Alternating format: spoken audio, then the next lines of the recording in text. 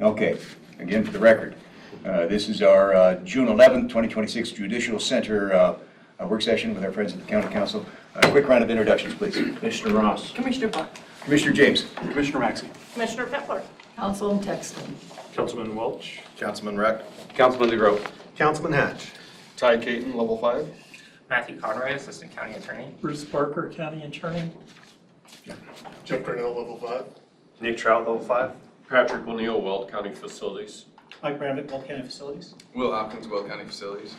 Paige Phillips, Riley Johnson Architecture, representing the design team. Bob Brashears, Riley Johnson Architecture.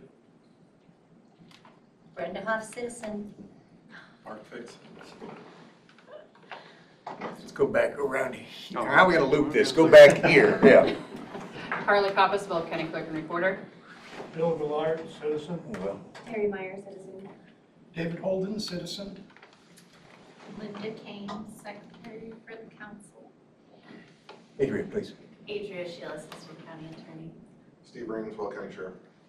Chris Wood, Biz West. Rick Kavanaugh, Director of Oil and Gas. Over here, please. Jackie Trout, County CFO. Corinne McDougal, Deputy County Attorney. Jill Scott, HR Administration. Kristen Say, Communications Specialist. Jennifer Finch, PIO. We very much appreciate the opportunity to get together with the County Council, have a conversation about that, which we've been working on for a couple and a half years now, as I'm sure our friends at Level 5 will line out for us. Very brief agenda, really. That will take the full 90 minutes, I'm sure, but we know that the County Council is tasked with reporting to the citizens of Weld County about what we're up to, so we thought we'd begin with a presentation from from Level 5, who we have hired as a construction consultant on this, to just kind of start the beginning and tell us where we've been, and we'll go from there. So Ty or Jeff, whomever is going to take that, if you begin with that larger presentation, I'd appreciate it. Absolutely. Plug in here. That guy. You're that guy. You were that There's guy. always one guy. Let him be the only guy. Yep.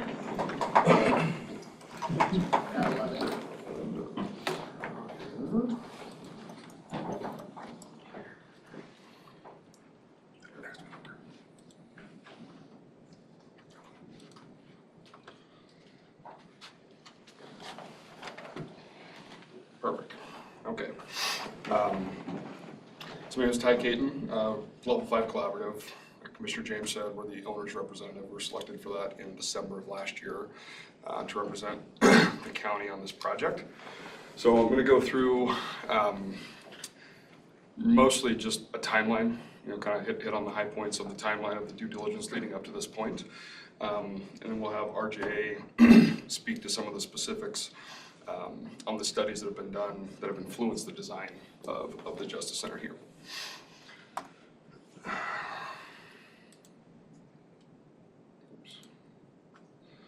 Okay, so we'll go through the history. We'll talk through some the facilities and needs assessments. There's a couple things. There's a county-wide master facilities assessment that was completed that we'll touch on, as well as some more specific studies that have been done for the Justice Center. We'll talk through some of just the coordination and engagement that has been done with various stakeholders, state courts, sheriff's office, some of the various parties that are either directly involved or adjacent to the project. Kind of the importance of the public safety and some of the driving factors as to why the project is necessary, and then a light touch on the overall financing strategy. So starting in, the timeline here starts, and it really started in 2023 with Gensler, who is a large global architecture firm, did a facilities master plan that really covered county-wide facilities and identified needs for the county as Weld County was growing and the projected growth over the coming years and decades. So that study was completed in late 2024. I believe it was October that was submitted. And from that study, the courts and the Justice Center was identified as a high priority need after that study. So in December of 2024, began the just due diligence on evaluating potential sites, kind of working through what are the needs, how big of a space, how many courtrooms, where are some viable sites that the project could be built. And during that study in early 2025, it was identified by the state that there would be 2 new judges that had been confirmed, which would have exceeded the existing capacity that currently exists with the county's courts, as well as laying out some future needs as the population of Weld County continues to grow over the next few years. So see some bullets here on the on the population growth that was influencing some of that recommendations from the state. So in spring of last year, 2025, was the initial submission of the site selection study. So there were 3 sites. 2 of them were in downtown Greeley. 1 of them was out here off O Street. PCL Construction, in conjunction with RJA, was hired to do that study and analyzing, site feasibility, utilities to all the sites, land and parking, and comparing all 3 of the sites side by side. And at the conclusion of that study, before that, so during that, there was a lot of outreach done to some of the parties that I had mentioned. There were public outreach sessions that were held, as well as the site study was extended to go beyond just the Justice Center and the courts, and also analyze the DA and some admin facilities. That was layered into this study as well. In July of 2025, that was completed, and the recommendation or the findings of that study said that the location downtown Greeley, was called the West Block, Block 66 down on downtown, was the ideal site based on the needs in the initial study.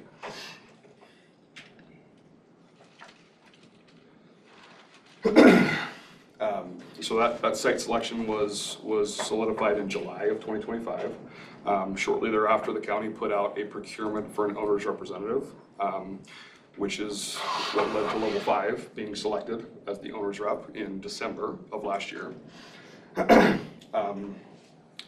And shortly following the selection of the owner's rep, an RFP was put out for the design of the Justice Center. And then that was completed in March of this year. We had 7 or 8 firms that selected, or that were submitted. 3 of those firms were shortlisted and interviewed, and ultimately RJA was selected as the design team in a partnership with Fentress Architects.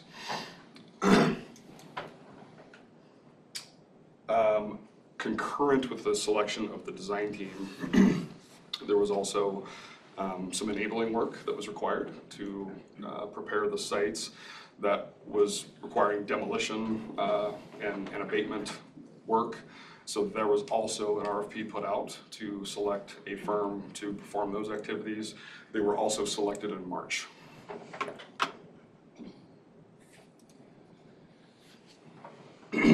So immediately after the selection of the design team, kind of picking back up where the site selection study left off, started programming and engaging various stakeholders once again to kind of further those discussions and dial in what the needs are, what's the optimal way to, how many courtrooms are needed, how long of a runway when the state court and other parties are projecting out the growth of and the needs not only today but into the future, so we could right size the size of the program and of the buildings themselves for the Justice Center. So that started, went through March and April of this year, and then in April started to see some initial design concepts of what the buildings might look like. So as we got those initial design concepts, it's important to note here that there has not been a contractor selected at this point. And so we are doing some initial studies on potential costs. We analyzed various options. There was about 8 different building configurations that were looked at. just from a cost perspective, an efficiency perspective, and then meeting the overall needs and the suitability needs of the county. Ty, I don't want to throw off your mojo. Yeah, of course. And maybe that will come later in your presentation with the RGA team. But perhaps you can elaborate a little bit on the importance of the input from the state courts. Yes. On how we kind of start jumbling together this building. That might come later with you guys, I don't know. It will, Okay, absolutely. okay. Yep, we're gonna get to that. It's a great point. Very important. So this initial pre-design concept was really, and the result of this was about a 165-page report that was generated comparing all these various configurations from these perspectives that I've mentioned. And it ultimately resulted in a recommendation of a 6-story building on the West Block that was kind of the best sweet spot of cost and value in today's dollars, and then meeting the needs for the foreseeable future of the county so that it wasn't full up on day one and you put a big investment out there to just be full immediately. So it did allow for some expansion internal to the building and some runway for the future. Last point on this was also at that point, so while we still don't have, costs are being refined and those are being dialed in, but we had some general ideas of approximate costs, and so started to look into some potential options for financing. So those discussions are still ongoing, and they will continue to be ongoing until the costs are finalized and we have a better picture of cost and time, but also started those conversations at that time.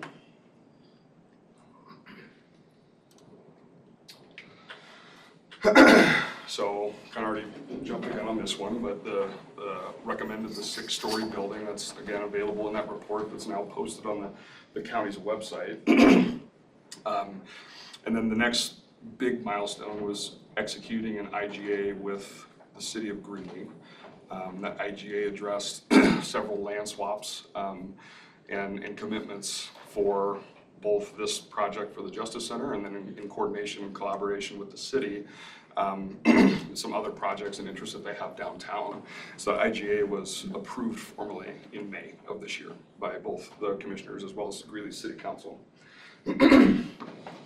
Also in May of this year, so recently, we did receive a state needs assessment, which Paige with RJ will speak to here in a moment. It's just really the state's going through their findings and their recommendations based on, hey, you're gonna grow this much over the coming years, and that's gonna result in needing this much judges, which equates to, or this many judges, which equates to this much courtroom space. So that study was also received relatively recently from the state courts. And then lastly in May, so I spoke earlier, in March, the contractor was selected to do the demolition and abatement work that was requisite to preparation of the site. That work commenced in May and is ongoing currently. I have a question. So that demolition is not included in the price for the building? Not in the price The for projects? No, Okay. it's a separate. And how much is that going to cost, the demolition and preparation? Just over 1 million. 1 million? And then how much have you guys spent on all the planning and studies and discussions so far? I have to go back for that figure. I can get that. I don't have that Okay. offhand. Maybe you can address in regards to demolition, as we put together, and Jeff, this is kind of more your wheelhouse, the IGA, the deal, so to speak, that encompasses the city of Greeley and District 6. Some of the demolition that you see going on downtown right now, for example, on the West Block, that's at the expense of the city of Greeley, is it not? Because we dealt in a dirt-to-dirt scenario, and so as we made those swaps, some of the demo, Councilman DeGroot, is on the onus of the city of Greeley, and then some is on the onus of us. Jeff, do I have that right in the fact that we dealt in a dirt-to-dirt swap? So while you see a lot of demo going on, we're not paying for all of it.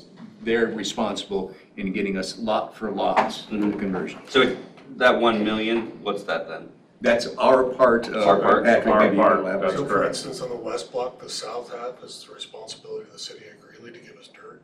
Okay, The north half is the county's. okay. So I just thought that was important, the fact that when we put together that IGA with the city of Greeley and School District 6, we wanted lot to lot, so to speak, when we went to the trades. Yeah. So. And so the planning and the partial demolition, none of that is kind of going towards the discussion and the problem that I have with the way you guys broke it up into 3 projects. The 3 projects doesn't include any of these costs that we've put in so far. I looked at The demo would be the only one that's separate, so any of the design or the owner's rep or these other due diligence, it is in those That's in those budgets. estimates? Okay. Yeah, I just couldn't tell you exactly what that spend to date is Okay. today as we sit here. So it'd be the $1 million of demo that would be Okay, outside, just treated as a separate project. okay. Along the lines of the land swap, was there any financial contribution? No, it was all dirt to dirt, so to speak. Ty, please continue. And so wrapping up here, currently tracking for an August 2026 selection for a construction manager, general contractor. So at that point, we would have the design to a point where we can confidently select a contractor, or the board can rather. And that would be the time when costs would start to become more solidified than they are. So contractor selection is forthcoming this summer. And then currently tracking for a November groundbreaking on the first project, which is the parking garage, is what the current schedule reflects, leading up to a completion of the facility in 2029. So, I don't know, we'll keep going? Please Okay, continue. Keep going through here. So that's really the timeline. I'm gonna maybe invite Paige up here if you wanna come, you'll be better heard. So Paige kind of speaks through some of the design studies and the facilities assessments that they've completed. Hi everyone, thanks for having us here today. Again, I'm Paige Phillips. I'm here with my business partner Bob. He's going to probably talk a little bit about this as well. Both of us, we were involved back for the site selection study last year. Our job was to provide the commissioners with information as to the different sites and some of the findings that we found as we looked at the viability for each site with a Justice Center on top of that. That led to the selection that was made. And in that study, we talked to the courts folks. Here's the 19th Judicial District is here. And I'm sure you're all aware, but the state courts are a tenant of the county's building. It gets a little confusing at times, but there is a separation that happens there. So we did some looking at the existing facility, of course, to see what would be there. And really unbeknownst to us, the state, with the courts, they go around to all the courts facilities around the state on a cycle and do an assessment of each court. And in May of this year, I think they were doing it before they started to look at it, they went and took a look at your court's facilities here. And independently, what they came up with was a size of the courts. One of the things they'll talk about, size and safety. And they looked at the size of what's there now, looking at the population, what needs to be there in the future, and they came up with the size of 226,000 square feet.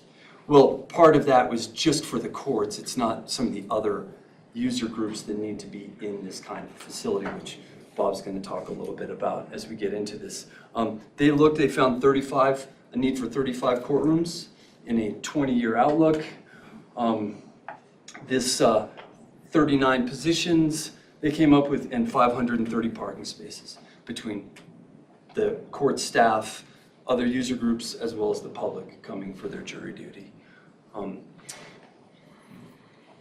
One of the important things that they also looked at, like I said, was the safety of the buildings. And as we all know, there's 3 separate buildings that the courts are dealing with, and the courts, it was a jail. And it was repurposed for that.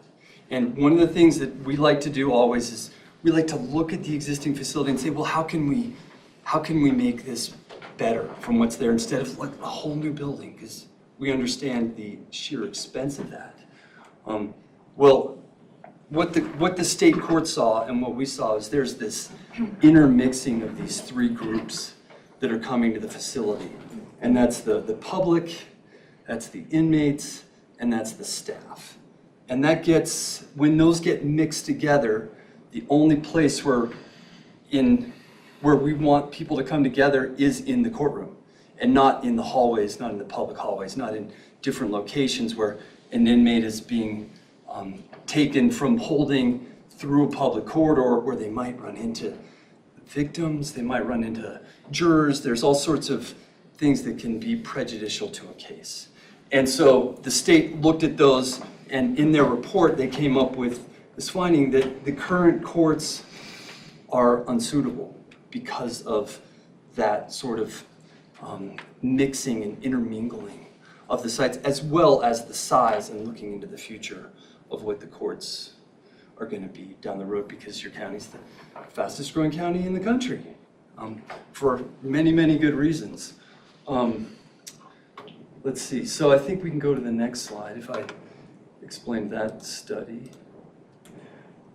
To get to where we are with the design team, we've had many, many conversations with the 19th Judicial District, as well as the state courts who oversee the 19th Judicial District and all their employees, as well as the Sheriff's Office, Justice Services, the probation departments, and facilities, because it takes a village in a courthouse to make it safe and operate properly. Again, looking at everybody's concerns for public safety, how efficient we can make the building, does it have the long-term growth? Right, your historic courthouse was built with 10 courthouses, and it filled up, I think in the 40s, it was out of space, and then had to start looking elsewhere to try to keep those functions together. Well, one of what we'll be talking about here in a little bit is how does that, in modern day courts, how does that look and how should that operate? And that's one of the things we're helping the commissioners with as we go through these studies. And then of course, we want to make solid designs that are efficient, that work for the future, for today, well into the future. And then the cost part, we work with our friends here at Level 5, figuring out how much that is to make sure that it's reasonable and as inexpensive as possible, because we understand what a massive investment that is for the counties to be paying. Perhaps just a little comment on that investment, one that I have anyway, is I consider it personally to be the largest unfunded mandate that the state sends us. But we are statutorily bound to provide a suitable court facility, and the state tells us what we need to do, but they don't send us any money along with that. Right. And so therefore, we are mandated by statute, and Bruce, correct me if I'm wrong, to do what we're doing right now. Yeah, that's, and with every county, and there's other counties, we're dealing with down in Custer County, Colorado, they're getting the same mandate from the state saying your one-room courthouse is unsuitable, you need to build a new courthouse, and they don't know how they're going to do it. So this is not just Weld County that is seeing this type of assessment happen. Okay. Finally, a drawing. Sorry. So many words, need pictures. As architects, we have to have a drawing.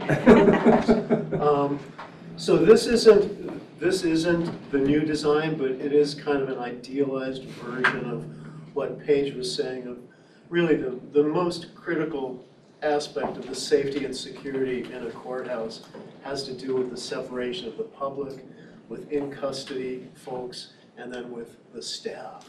So in this diagram here, you've got two courtrooms, that's green. You've got public circulation out front. You've got the in-custody people traveling, and this is a multi-story building, traveling vertically through the building. There's holding cells there, and they're escorted from this area into the courtroom when it's their time to show up for the court hearing. And then that is connected to the main sheriff's area, where they would have more holding cells and then access to a vehicular sally port So a bus or a transport vehicle comes in, and that whole sequence of movement of in custody is totally separate from any other circulation, either staff or public, and only meeting in the courtroom itself. And then the back of house is the staff, it's the judges, it's the clerks, it's the interpreters, it's everybody that's working there. And the ability of the public to get back to the back of the house is limited and monitored carefully, so that's all controlled. And this is a three-dimensional kind of representation of that. It's almost too confusing, even for me. But this gives you the dark, this reddish color is vehicular sally port, bus comes in, inmates come out, they're held in holding cells, and they have a great deal of ability to store a lot of folks up above, but for the most part, they can be held down here because it's more staff efficient to cover them from a control room that's located down here. In the new design, there's, on each floor, and there's 6 floors, there's 3 sets of this. So this happens 3 times. And on the first floor, all of these vertical circulation cores that the in-custody people travel in are all connected in a secure corridor that once again is separate from the public and the staff. We've been doing courthouses for 40 years. Every courthouse we've ever done has this kind of configuration. It's just basic to courthouse design. Not even just modern contemporary courthouse design, but going back 50, 60 years, it's how it's done. It's how a courthouse stays safe. It's how you avoid mistrials. And it's not the only, with the state's study and their analysis of the existing courthouses and their statement that it was unsuitable, it wasn't just the circulation. There were a lot of other things. The layout, the footprint of Centennial, the built-in inefficiencies. There's a lot of other aspects of Centennial and the historic building that contribute to it not being safe and not being secure.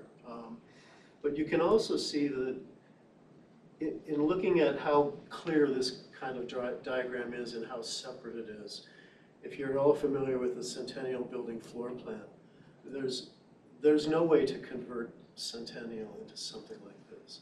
I mean, it would have to be raised. This has to be from the very beginning, like as we're doing now. The design has to incorporate these various aspects into it. Well, from the standpoint of suitability and what the state deems to be suitable, this is what they want. This is suitability in their eyes, correct? Absolutely. Correct. Yeah, it's essential to have this separation to be secure and to be safe. And when you come into, and we see other courthouses that have these same deficiencies in terms of the separation, but it is kind of astonishing to see the path that an in-custody person has to take to get to some of these courtrooms, and the possibility that path creates to have interaction with all kinds of people that should not be interacting.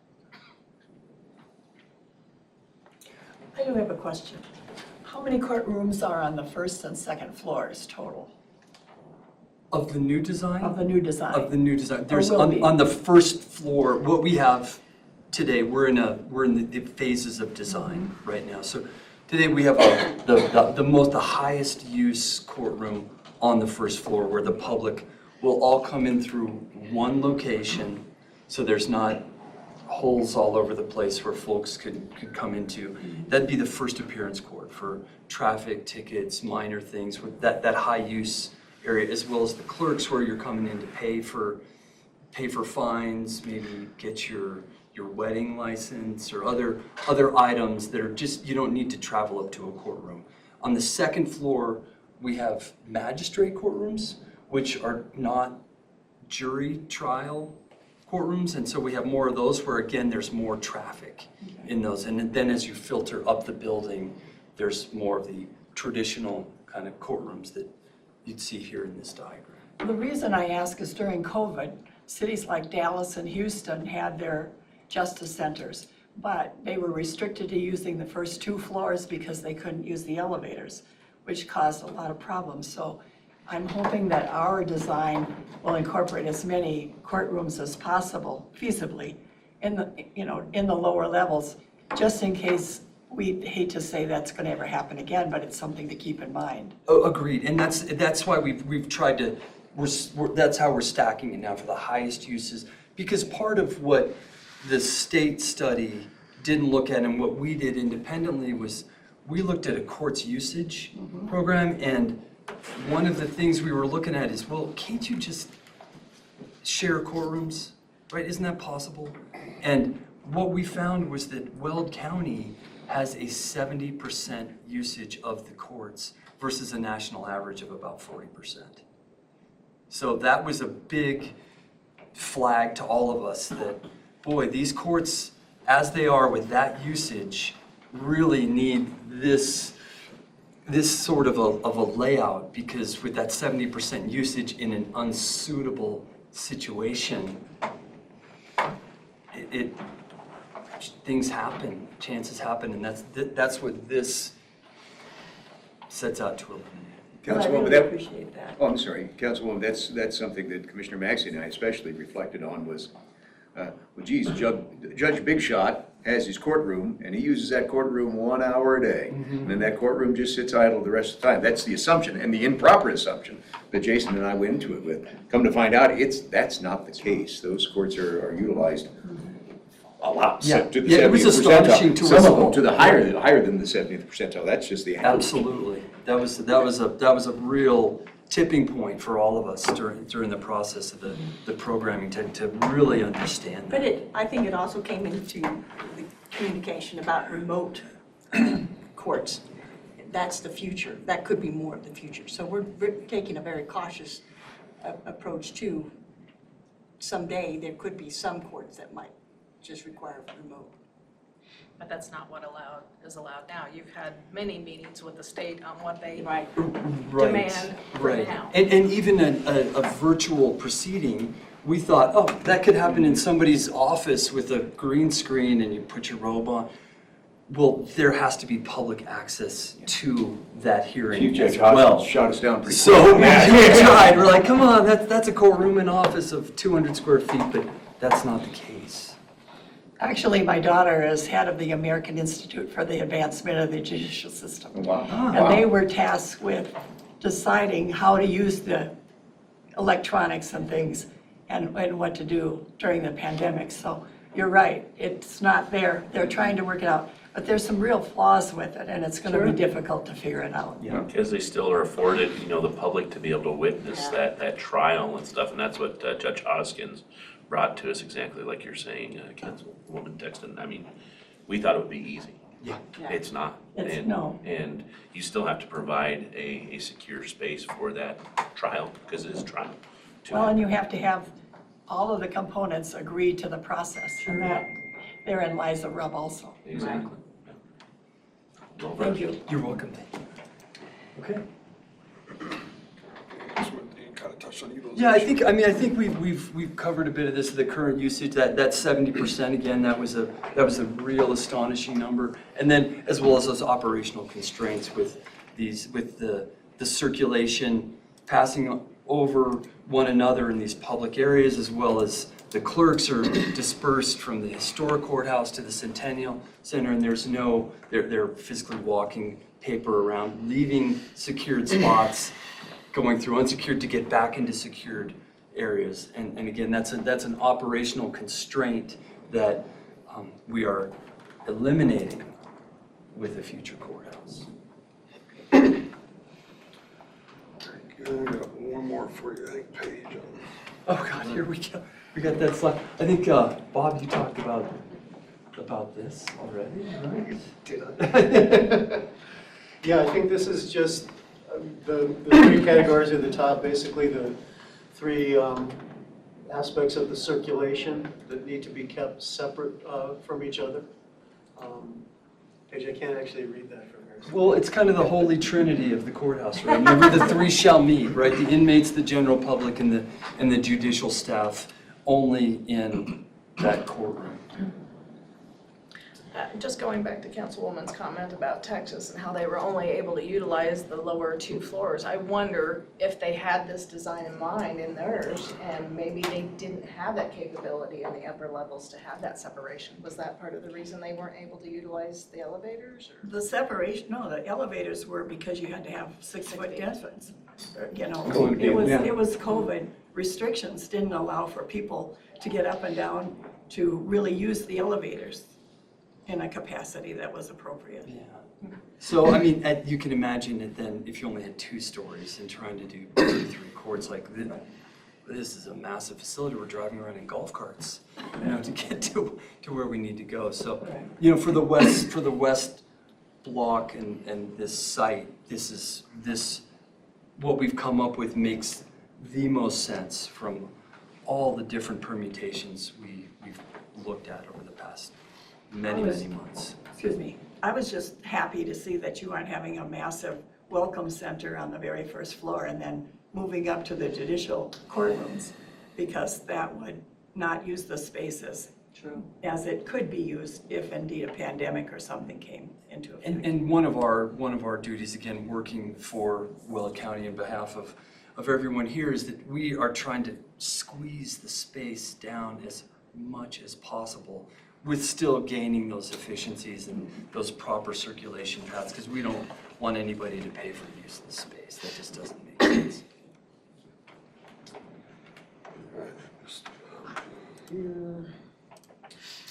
Okay, I'll just we'll close here with a light touch just on some of the financing considerations. We're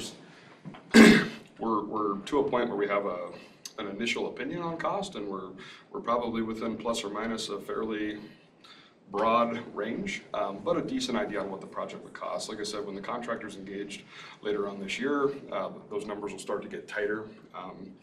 But just on the financing side, and also a note, all of this is, you know, just with the limited time today, we didn't want to go through page by page, but there's a ton of information that's been posted to the Weld County website.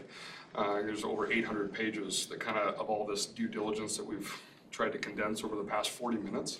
But that's all posted to the website and available to take a look at. So just FYI, that's out there.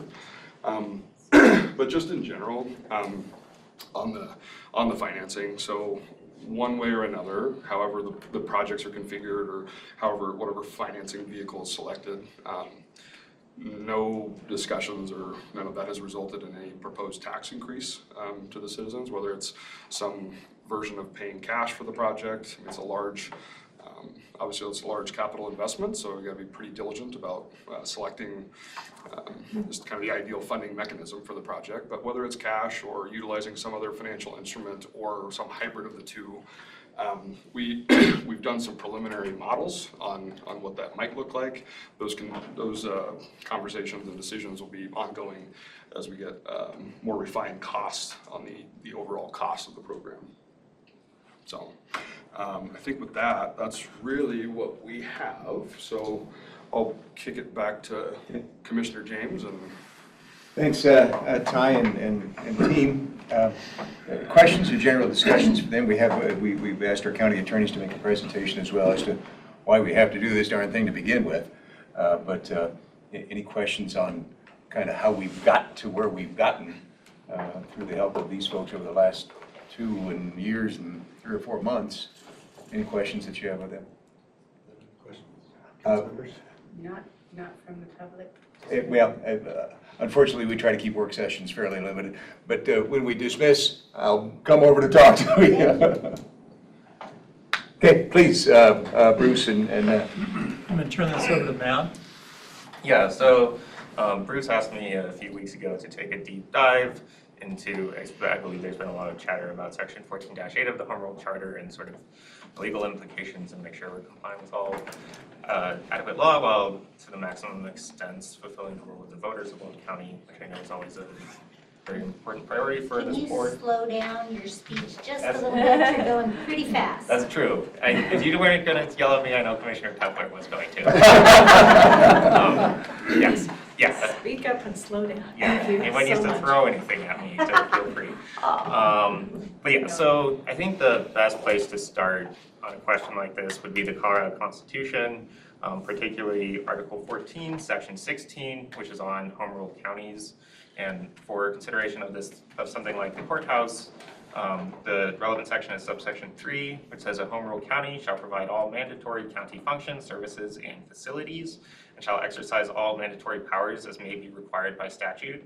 And so the Colorado Constitution, this section which enabled us to adopt a home rule charter, says that we have to follow statute on mandatory county functions, services, and facilities.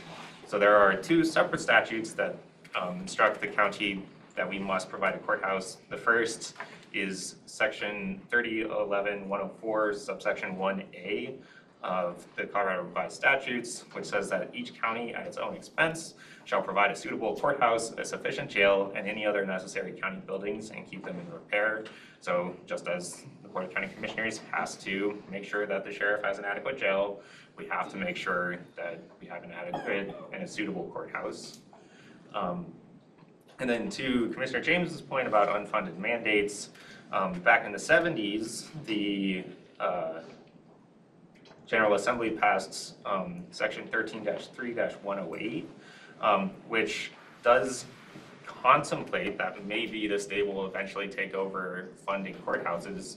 But as of right now, it says that the Board of County Commissioners in each county shall continue to have the responsibility of providing and maintaining adequate courtrooms and other court facilities, including janitorial service. So there's case law going back to the 70s about fighting over, well, no, this should actually be state responsibility, taking over, and repeatedly the courts are like, no, this is a county responsibility, you must do it. And to that point, the risk would be if the Board of County Commissioners ends up crosswise with the 19th Judicial District and the Chief Justice of the Colorado Supreme Court, we could be sued. Either the technical legal term is mandamus, which basically means the court is ordering a different body of government to do something that they're required by law to do. The issues with mandamus are, it includes potential for award of attorney's fees as well as damages. So if the court wanted to say, well, we'll start fining you $1 million a day until you do this, they could do that. And we don't think there's any real way to get out of, to win that lawsuit if it does come to pass that the state forces the issue and says that you must build a different judicial facility. Going like both this board and previous boards and previous elected officials of Weld County, we've always tried to push back against the state as much as possible. In the 1990s, the Board of County Commissioners then, along with then Sheriff Ed Jordan, had litigation against the 19th Judicial District on the obligation to provide adequate security. The Colorado Supreme Court ruled in favor of the 19th Judicial District and said, yes, the sheriff must provide adequate security, even though this is maybe potentially a subsidy to the state. We don't care, statute says you have to do it. And then likewise, just a couple of years ago, we litigated the League of Women Voters of Greeley-Weld County against the Board of County Commissioners of Weld County surrounding redistricting statutes and whether or not the provisions of the county home rule charter, especially on, and that was a different legal question in terms of the provisions of the Weld County home rule charter as to structure and organization of government supersedes statute, or whether, so basically whether or not redistricting falls under structure and organization and, or under a function. And I still think we had the better argument that it's structure and organization, but the Supreme Court said, no, you must, this is a function and you must do it. So that's what we got to spend last summer doing. But yeah, and so I pulled out a couple of relevant paragraphs because I think in the event that we did end up in litigation, the Colorado Supreme Court would probably copy and paste them essentially. And so it's first, the Colorado Constitution vests the registered electors of each county with the power to adopt a home rule charter establishing the organization and structure of county government consistent with this article and statutes enacted pursuant hereto.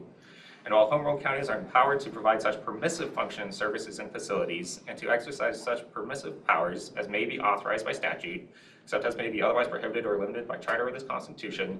They are still obliged to comply with any mandatory county functions required by statute. And then the holding where we lost. For these reasons, we conclude that the board's duty to draw and adopt redistricting maps according to the redistricting statutes relates to the county's function, not the county structure. And because the Colorado Constitution requires home rule counties to carry out statutorily mandated functions, home rule counties like Weld must comply with the redistricting statutes. So what you're saying, I'm going to try to interpret legalese to normalese. Commissioner Maxey and I have been very strong proponents of Section 14.8 of our charter, but you're saying that is structural and not functional. So yeah, 14-8 would, to the extent, and like, and I can get into that a bit. Okay, I'll let you go. But yeah, so. Shut up, James. Everybody just told you. We're setting the stage, but it's good to. No, I'll just leave it here. But so then, my slides aren't, if you want a huge block of text, then it's probably not very useful for most people. But yeah, so section 14-8, and as I was trained as a lawyer to always start with the text of the law. So 14-8 says, any one project, except hospital projects, requiring a capital expenditure out of funds procured by ad valorem taxation equal to a 3 mill levy for 3 years, or a hospital project requiring a capital expenditure from ad valorem tax funds equal to a 3 mill levy for 3 years, shall be prohibited until such time as the question of expenditure of said funds shall have been first submitted to a vote of the qualified electors at a general or special election, and shall have received a majority vote approving such expenditure. So I think the top line answer, and we can go into what my professional opinion of what this means, but the top line answer is, if in court we try to hide under this section and say, no, this is what we can't do this because the voters haven't said yes yet, the court will come back and say, no, this is a mandatory function and a mandatory facility, and to the extent that 14-8 restricts the ability of the county commissioners to perform a mandatory function or provide a mandatory facility, it's unconstitutional. And so I think to avoid that outcome, the best way to read it is that this is a limitation on permissive functions, in terms of like, do we really need to do this road yet? Do we really want to, County Road 49 comes, We'll build it, right. Like, it's a major capital improvement project. And this was pretty fun for me, actually. I'm a nerd. But I got to dig down into like the 1970s statutes. I went over to the University of Colorado Law Library to look at what did the statutes say in 1973 when the Home Rule Charter was adopted. Because it was sort of eye-opening for me as somebody who, under Bruce's tutelage, has been drilled in Tabor so much. But prior to Tabor in 1992, the Board of County Commissioners could institute a tax after a public hearing to fund public works of up to 3 mills. And so the 1973 version of the Colorado Revised Statutes at 3025-202 says that the Board of County Commissioners can have a public hearing, and separate from the general limits on the general mill levy for the general fund, could have a separate public works fund, and for as many years as possible, go up to 3 mills to fund a project, including particularly mass transportation projects. So the idea was, if, I think of it in terms of trains. If the Board of County Commissioners wanted to build a massive train network in Weld County, and say, okay, for the next 100 years, we're gonna have 3 mills towards this, you could do it prior to Tabor. You can't do that anymore, obviously, right? And that's kind of where it unlocked for me why this prohibition on 3 mills But separately in the statutes, if the Board of County Commissioners, if any single year needed more than 3 years outside of the general fund, because you couldn't spend general fund dollars on these types of public works funds, then you had to go to the voters. And that's my professional opinion is the best way to read 14-8 to avoid any constitutional issues and to give it the maximum amount of meaning is that it's about the 3 years, because it says equal to a 3 mill levy for 3 years. And so after Tabor, we would read that as, oh, well, you can combine it together, and I don't think that's actually true. And the other thing, I had some fun reading through the Charter Commission materials.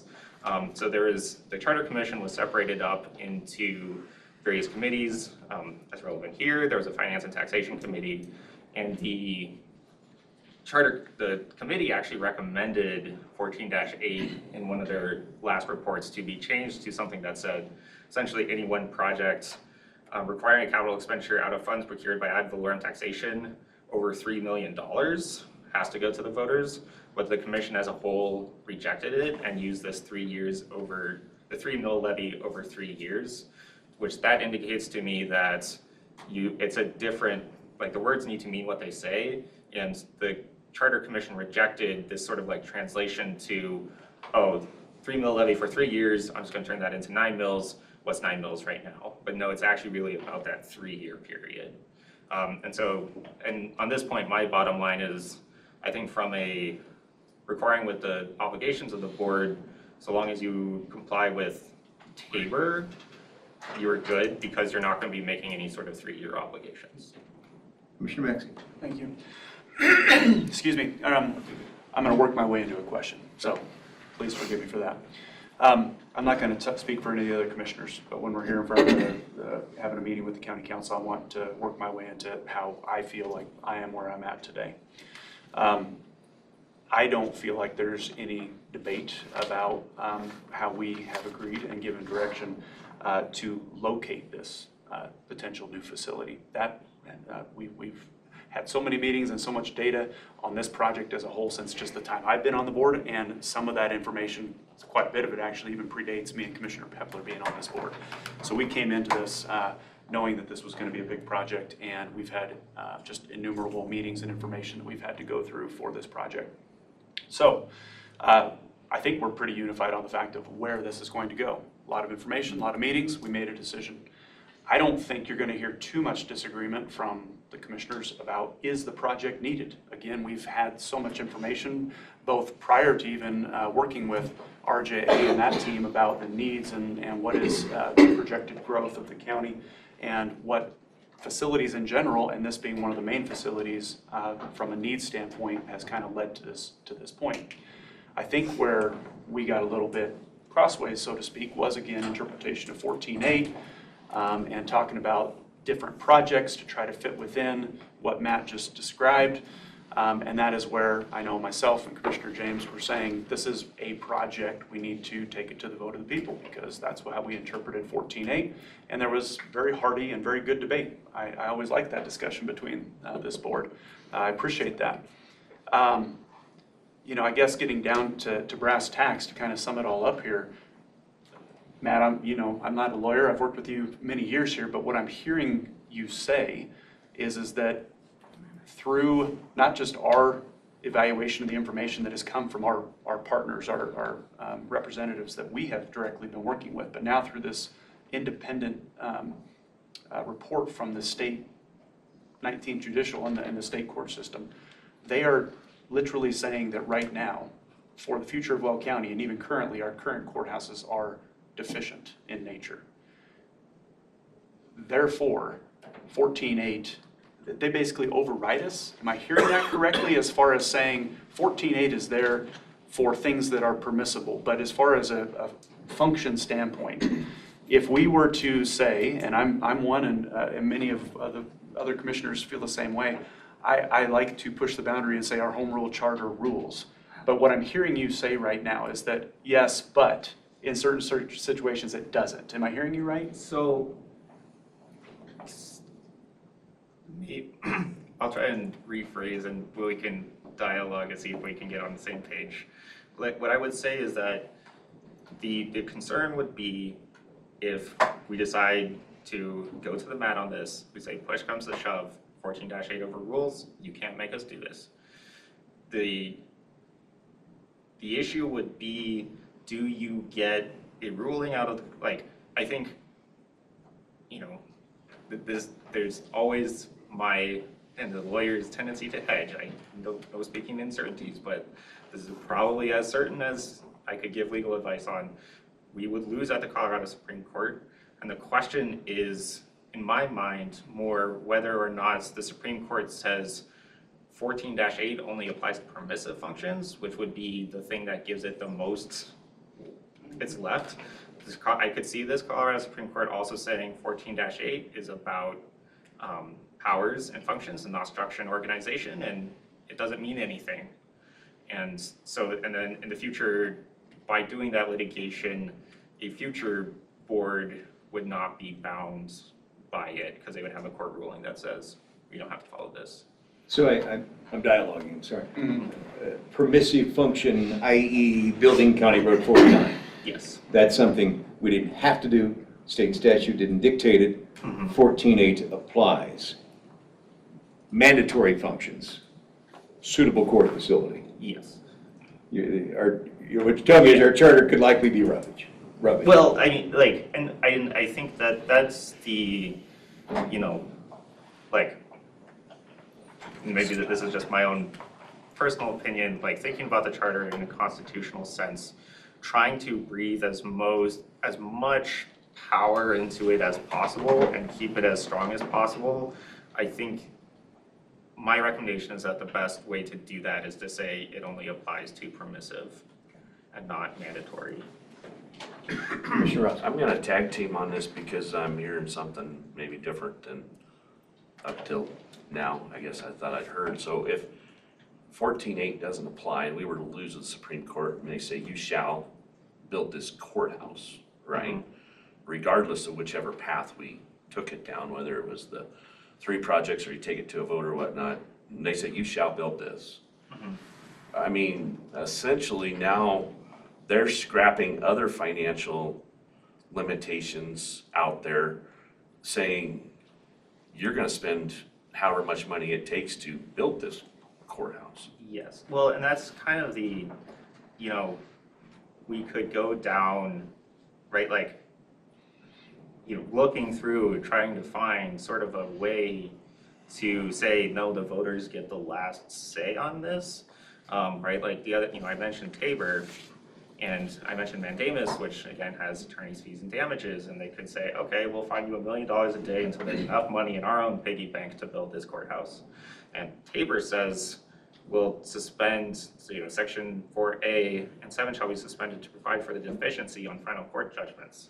And so, you know, and then 4A is this section that says you can't raise the mill levy without voter approval. So, you know, even those types of So even then, they're just saying, you don't, Tabor is out the window, you will increase your mill levy as much as it takes to pay for this court. You know, well, yeah, pay for it, pay for the court judgment to pay for it, right? Like, and it's, I think it's really, I do love playing out like all these little, like, you know, oh, we'll try this argument and this, and they all fall. And it's, Yeah. Commissioner Massey, please. I would actually like to see if it's all right, if the council has any questions. I want to lead into that with saying that we've, again, many discussions here. I truly, as one commissioner, do believe that the best and most efficient way with our taxpayer dollars and with a project is to do it all at once. I was not in favor of trying to break it out to adhere to 14.8, so I want to be clear about that as well. I truly think that from the projections we've seen, we can actually save a little bit of money if we did this all as one project. There's just efficiencies, right, that can be realized. But 14.8 was my hangup, and I think that's been known at this point. So I'm just curious to hear, if it's all right, what you think of the information that we have talked about this morning. I've got a question. Can't remember your name. Paige. Paige, and you're a courthouse expert, right? Yes, I am, yeah. So, you were saying that our current courthouses are deficient. And then I'm gonna tag on to the legal over there. Let's say that we didn't need a single more courthouse right now. Is the state going to sue us for our current facilities? You know, and what I'm saying is, let's say worst case scenario, the voters shoot this down and we're in this lose-lose situation. You know, why can't we build 2 courthouses and maintain our current ones? Why are we, you know, I'm from the private sector. If somebody says you're getting 200 cows tomorrow, I get 2 corrals. I don't build the whole dairy. You know, I add on. Why is this such an impossibility to add courthouses and not just, you know, build this grandiose complex? I think that's maybe Councilman DeGroot, more a question for our. Like, I want the Yeah, new for dairy, the- right? If yeah. somebody pitches me a new dairy, they can show me the efficiencies, I would want it. But, you know, let's say worst case scenario, are we gonna be in this bad, you know, if we just maintain our current facilities and use them as they are we in this lose-lose situation with those as well? You know? I can't predict what the state is gonna, how the Yeah, I was state- kinda, I what they're don't know gonna do, who's right? where, but I can't, you know, in terms of like, Bob and I, you know, we deal with design, and we understand that with the different types of trials that happen, that those functions are best suited under one roof. And when things get dispersed, that means you're transporting inmates to 3 different spaces. Well, we got to then provide 3 varying sizes of holding facilities. That's more time for the sheriff to transport people back and forth and have those staff members in those locations.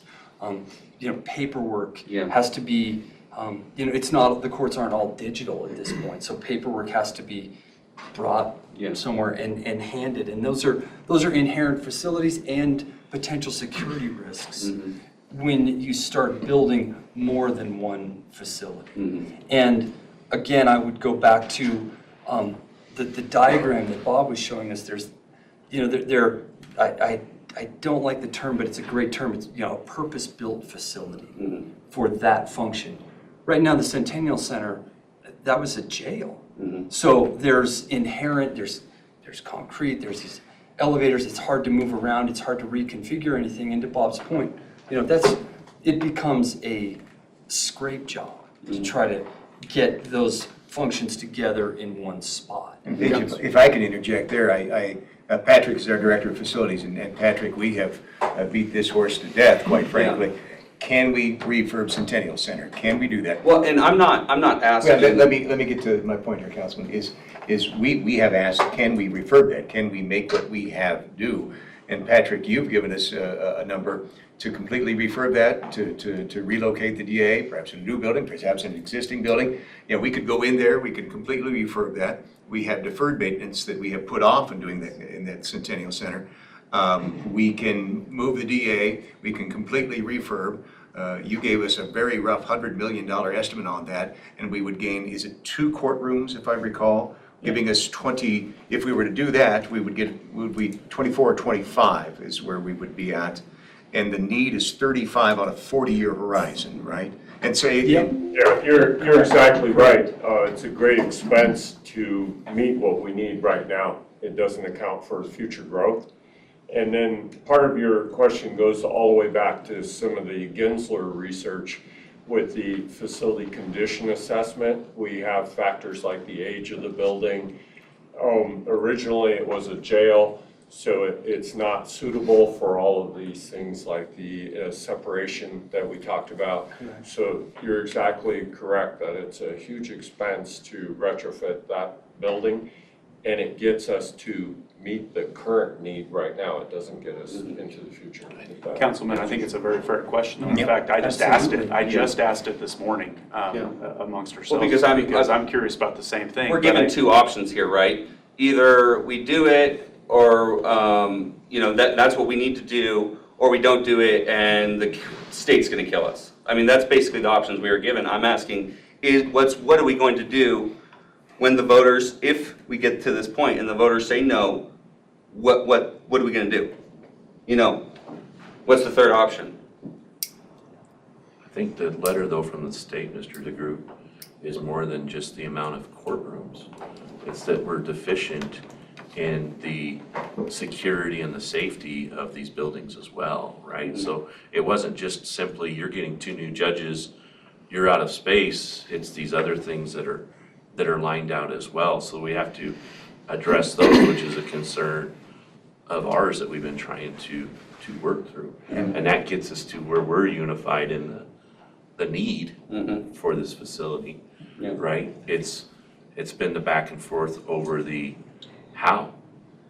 Councilman, I've asked that question so much that it might make some eyes bleed over here somewhere. Yeah. But can we build 2? Can we build 4? And then 5 years later or 6 years later, whenever the need arises, can we build 2 and 4 more? Yeah. Well, the answer is yes, but at a multiplicative cost to the taxpayer of Weld County. It just becomes financially inefficient. I mean, I think there's not a person around this table that's not a fiscal conservative, and the math becomes exponentially larger. We would spend more in the long run than if we, and I don't like it any more than you do, but that's the truth. But at the end of the day, you could win 14, right? You could take it to a vote, and this could be all for naught. We can move forward, and the voters approve for it. It'd take a lot of campaigning. It would take a lot of work. But ultimately, if the voters want to spend more, then that's the way we got to go. Maybe Mr. Chair, could Ty even talk about Ty, the go ahead. difference in cost between the different variations? Because we have put a lot of time and effort into this. It might be worth hearing on your guys' I can touch opinion. on that. So addressing a lot of your questions. In fact, there's happy to point you to it, but there's a summary within that information that's posted on the website.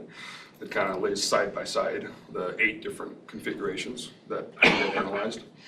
And so within that, we were basically looking at the scales of the current facilities which have been deemed unsuitable.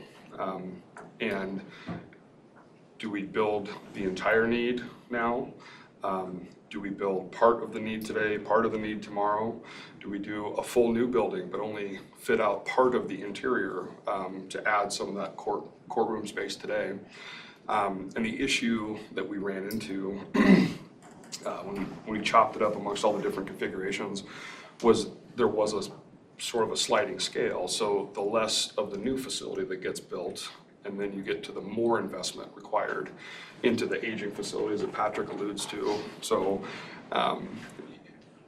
just try to lay out a quick example. So if you build 8 courtrooms today, just as an example, that can fit within the charter limit. That would also trigger 50 to 80, maybe not the full 100, but some significant portion of renovation of the Centennial Building. And then to build out the rest of the program, escalating those costs over the years, that's where you kind of start to see an exponential increase over time to get to that same program. So really all the other 8 options, between those 3 factors, it generally was going to be $100 million or more to try to right size the program in any of those different ways that were analyzed. Yeah. Well, I mean, we've come in today, and I get it. This is a scary situation. I mean, I'm a little freaked out by it. Now, if this goes to a vote, it's our job to get the voters to realize that too. I mean, there's no other way to put it for me. It's hard to campaign for.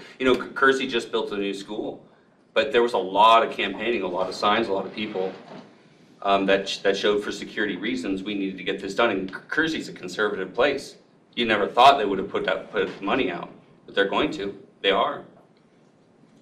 Well, I'm a former board member for Kersey, still current board member, or former? Still. Still hanging in there, are you? Historic, I don't, with all due respect, I don't think that's a good example. Historically, the town of Kersey and that school district has been very supportive. We've passed many bond measures over the years that I was on. So I don't think that's a great example.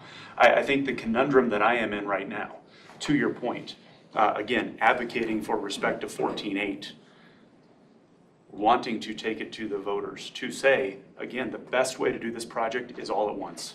It's the best way to spend the money. It's the best way to get a fully functional new courthouse that would be suitable for the needs and the safety concerns that we have discussed with the 19th Judicial, the Sheriff's Office, and many other stakeholders over these last months. doing that, and I'm hearing a little bit of a conundrum, which again is the issue here, is we could do that, and if the voters say no, then what?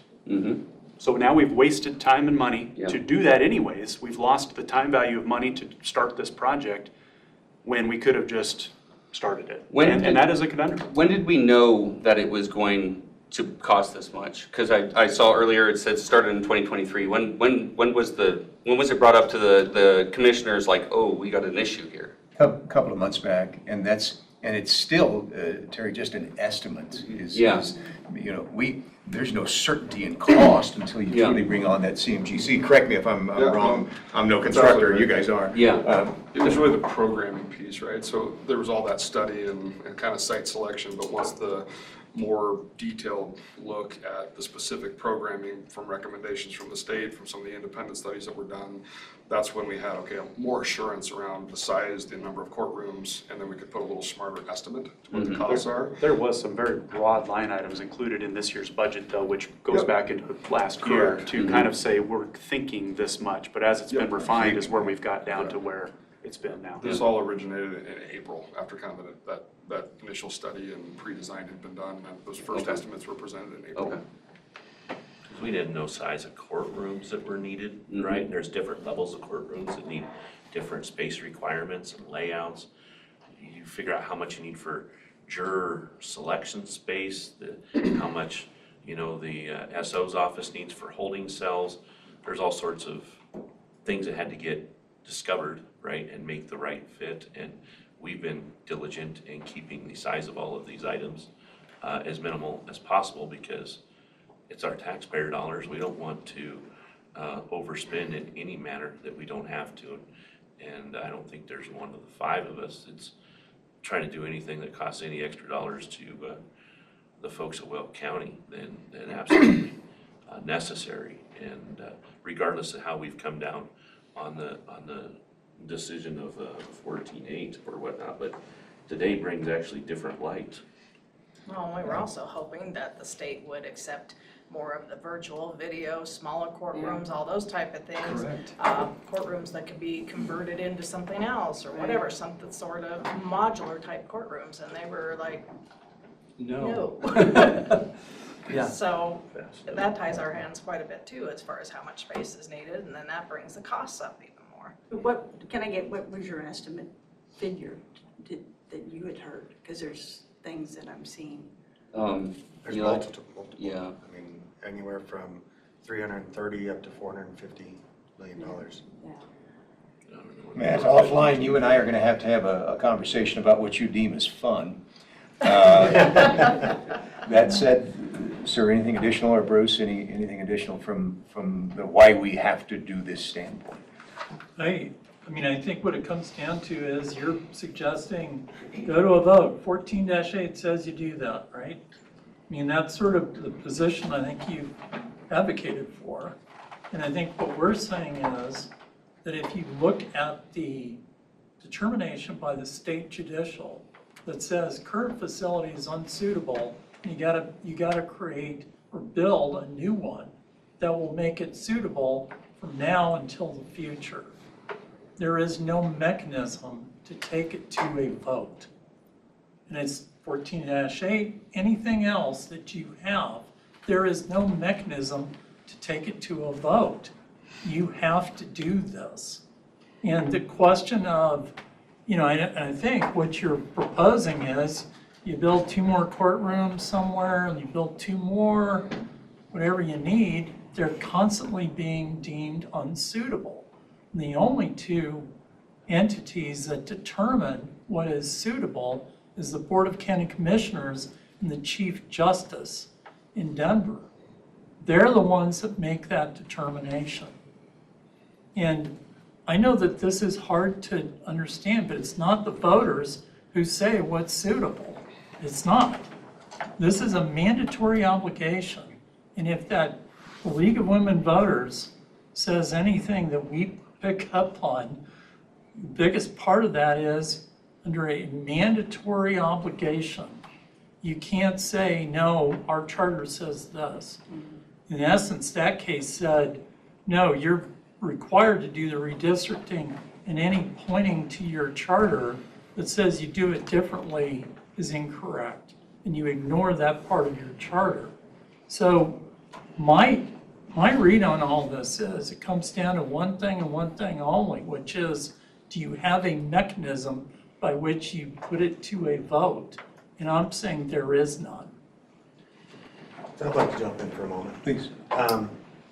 Commissioner Maxey, I 100% agree with you. I wasn't there for the discussions as far as the placement and the design and everything else that goes along with it, but fiscally it makes the most sense to build one facility, one time, spend the least amount of money by doing it that way. That is the most efficient way to do it for Weld County. But the question when it comes to the legal side of it, we are mandated by Colorado revised statutes to build a facility that is going to be Suitable. Suitable. Is the statutory word, yeah. Thank you. Suitable by the 19th Judicial District to house up to 35 judges over the next 20 years. Is that correct? Yeah, that's correct. Okay. So does the 19th Judicial District approve our plans and facility?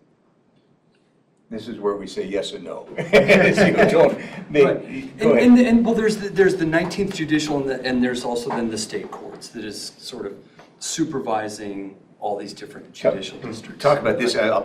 The state court literally has an architect. They employ an architect, so you have to work with the state court Right, so architect. we work with them and we work on a standard, there's standards for Colorado in terms of courthouse design, in terms of the size of that courtroom that needs to be, the size of a judge's chambers, how many jury deliberation rooms you need. And so we have to go through all these hoops to try to show that in our planning to the state so that they sign off on this being a suitable facility in terms of the design. We've been looking at the designs that we've been creating currently with the state courts, and we are finding things to be suitable.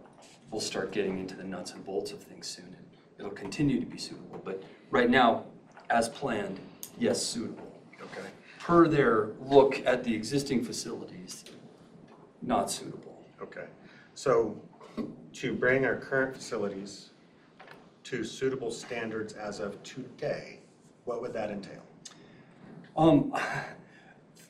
Creating 3 distinct sets of circulation. Those 3 points, that holy trinity of the public, the inmates, and the judicial staff, completely not coming across each other unless it's into that courtroom. And that was new as just up to this group. To me, Yeah. that was new as of like a week ago. Yeah, that's brand new stuff. And so that would mean creating a series of elevators. Well, first of all, like you would have to, courts would have to be somewhere else for a few years because we'd have to do the whole facility at once to make it work that way. And so we'd have to put in new elevators, new circulation system up front, that secure circulation system out back, and it would be so cost prohibitive, might as well build a new facility at the same time. I understand. That's a judgment call. Absolutely. But what I'm getting to is we need to provide facilities that are suitable according to the 19th Judicial District. Can we do that within our own charter limits? Is that possible? For 8 courtrooms. I think to answer your question, it was initially deemed as something not to look into too deep because we know just kind of like your cost of entry is around $100 million just to get the security upgrades, the HVAC, the mechanical, all these things in a 50-plus-year-old building. And so then in addition to that, so not included in that 100 million is what Paige is alluding to where you'd have relocated courts for some period of time, all the reconfiguration of the building. And so with only $77 million to work with, we didn't go into it very deep, but likely not.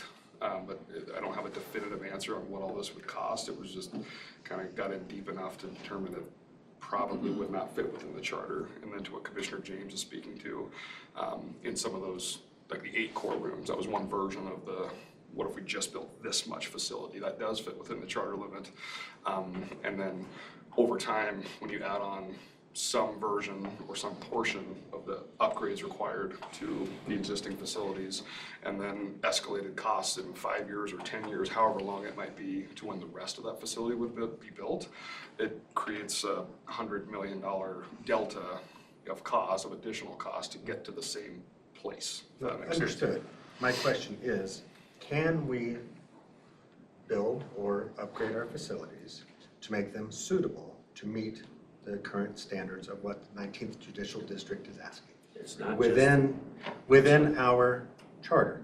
Can we do that? It's not choice, it's not ideal, don't get me wrong.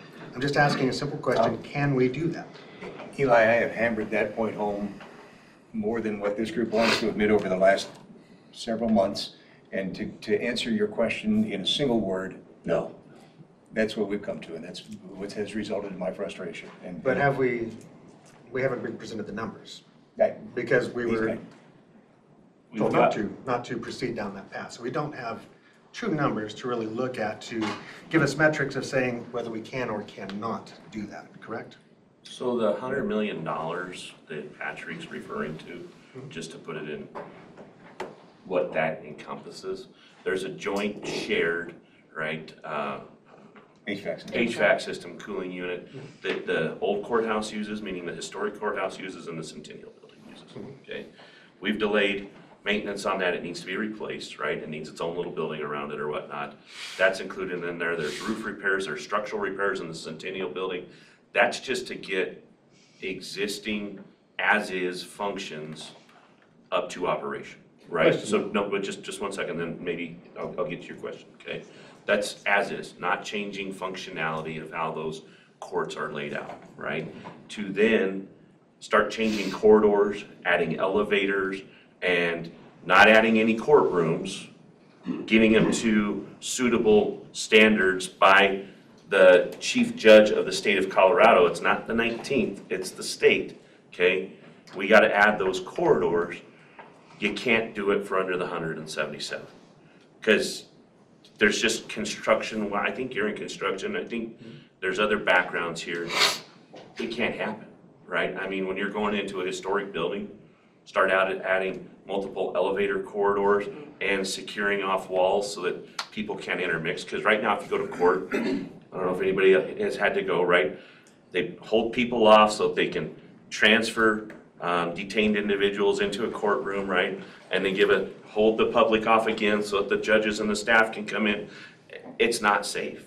And so that's that issue where Bob pointed out the drawing he actually got to use, right? Because architects like drawings, they don't like words, right? But to Commissioner James's point, in a simple word, no, it can't be done. It frustrates me beyond measure. Well, the HVAC system and the maintenance that you speak of, wouldn't that be a separate issue entirely? Because that's. Well, it would be a separate No. project, is that what you're looking Yes. at under the charter? So Kind of sounds like it needed to be done already. Exactly. That sounds like it's something that needs to be done to just, that's out of date and needs to be Well, that's what we accomplished. discovered though in our 2023 master plan. When they looked at Gensler's stuff, all of this was a kind of a revelation of that, and then with the courts. So actually what you're doing right there is exactly where I'm at and how I got to 3 projects. Not How do you exactly. define what's in a project? Because one is not reliant on another. I'm not going to upgrade my building with new courtrooms without having those other things fixed. It probably should have been done already.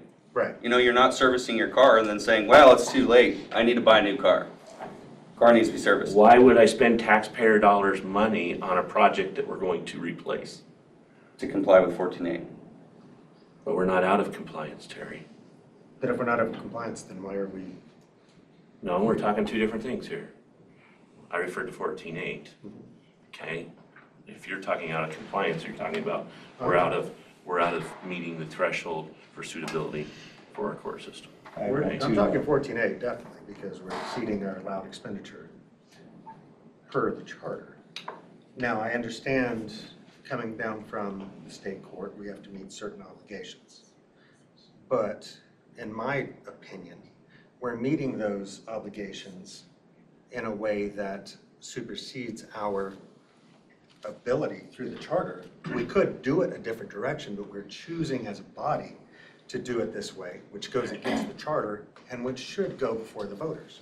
If the voters say no, we can still do what we need to do to comply with state standards, but it's going to cost a lot more money in the long run. I want to be respectful of everyone's time. I appreciate your comment. We have about 5 minutes left, and then we all are going to be in Southwest Weld at 1:30. What's the best use of our last 5 minutes here, folks? I guess my question, would be for you gentlemen, commissioners, Maxie and Mr. James. Scott's fine. Have your opinions changed, because you obviously have stated your opinions and your stances against the other three commissioners of kind of how the proposal is? Have your minds changed any bit after this meeting? That's where, Councilman, I find myself in a little bit of a conundrum right now, honestly, because again, I think the need is there. I do not think we can make suitable courtrooms in what we have based on what is needed. And I could go through the state report and the items we've highlighted. Again, it never has been an argument about need in my mind. Honestly, I've talked to many people. I can get my head around two projects. A parking garage, when you build it and you open it, can function as a parking garage from day one. Great, that's a project. This building, in my mind, that is where we get to a rub. It is not multiple projects, it's one project to have a fully functional building from day one, hold courts in it, and be a direct replacement for what we are being told is unsuitable. That's where I'm at. I shared the frustration. In fact, just the other day, I said we should have sued the state back, and I was told we can't sue the Supreme Court. Okay, I'd like to. I would like to try. What's frustrating to me is that it appears, and this is what's hard, is that our charter, a lot of people could probably say, well, what good is it then? If it's written in here, but yet the state can overrule us at any time. I'm hearing, and again, I'm not a lawyer, but I'm hearing that they can't at any time, but except for certain state mandated things like redistricting and like we're hearing about on courts right now. Has my opinion changed? My opinion is that, again, it's the best to do this in one project. And if it's going to cost more time and more money to take this to a vote of the people, that if the voters say no, and if the state's going to tell us you got to do it anyway, what has that done for goodwill? What has that done for our community? Besides waste time and waste more money? I think that the project needs to get, and it added expense. And so I'm not in favor of that, because I don't think anybody would want to spend more time and more money on a court case that we're getting legal advice saying we will not win that. Jeff, my frustration level has increased exponentially, even in this meeting. I wear it well. I am just flat pissed off that the state continues to tell us that our charter means nothing. But that is the reality that we are dealt. Has my opinion changed? No. We all have opinions. Jeff, I don't know. I don't know. No, I understand. It's just, to me, coming from our council, that it's a losing effort, that if that's the way we're gonna go, try to go up against the state, it doesn't sound like a promising situation of going against the voters. And so is it the prudent thing to do to fold our arms and say, hell no, come at me, bro? I haven't decided yet. I haven't decided yet. And we did shout out, the five of us all commented, and I was the swing, because I really still wanted to talk to the people, and if I'm in the grocery store and I know you, I'm going to pull you. And where I live, I can pull 52 people to find out where they were at. And they all leaned more to take it to the vote of the people, and that's where I was leaning. At the end of the day, my little polling was 70% take it to the vote of the people. But this takes it to a whole nother light, where I think he said it so well yesterday that if we take it to the Supreme Court, you will lose. And so then I'm tapped out. I don't think we have a choice. I think we need to do it in one project, save some money, get it done, and I think we're going to be okay as in terms of the financing. Now, here's my twisted idea of fun. I have enjoyed this conversation, and I think we need to have many more. But we are up against our time. And Council, I hope at least you've got a little peek into our world a little bit more, and hopefully understand what we're up against. I welcome continued dialogue, Commissioner, or you're not, you want to be Commissioner? Commissioner Texton. Here's a good chair for you, right? No, it's above my pay grade, which you know what my pay grade is. So I just want to be clear, so I can tell our constituents that do the commissioners agree that this is outside the charter as it stands now? That's what it sounds like. And is it the opinion of the commissioners that we are mandated and that's the reason we don't need a vote of the people? It is the opinion of this commissioner that we are mandated. Has the Board of County Commissioners come to a consensus yet? There's no information been presented at this meeting today, Councilwoman, that we're going to have to continue to have a conversation about. As you can see, we're in a royal fine quandary here. And I am all ears as to ways that we can work through it. But we, as our legal team, our qualified legal team, our legal team that needs to find a new idea of fun, they have told us what we're up against, and that's, is it a prudent thing for this Board of County Commissioners to do to put the citizens of Weld County into legal jeopardy? I would say no, but I'm gonna have to noodle that some more, I guess. Well, it's our mandate to have the correct information that we're giving out. And I take that very seriously. I don't want to be the spreader of false information. So when people ask me what I've learned from this meeting, I would say, it doesn't seem as though the commissioners have a consensus, but. I don't know that we have a say in the matter. That's what's frustrating. I don't know, Nancy. Well, I don't think we have made that. There's new information today, I think is what Commissioner James is saying. So I think you're accurate, and I appreciate your dutifulness to being accurate in what you're saying, so thank you. That means a lot. It does. And I think we're gonna have to make probably another discussion amongst the five of us and make another decision. So, am I incorrect in that, Scott? No, not at all. To one of the council's roles of reporting back to the people of Weld County, our PIO team has done an outstanding job at launching it. And in fact, I believe, will this slide deck be reflected on that as well? And https:// WCJC. Can I talk faster? WCJC.weld.gov, but it's all online, and I'm happy to share with any council member, any citizen for that matter, who asks the links and everything. You can see what we see. Well, thank you very much. Yep. Thank you. Thank you, everybody. I appreciate your time. Thank you.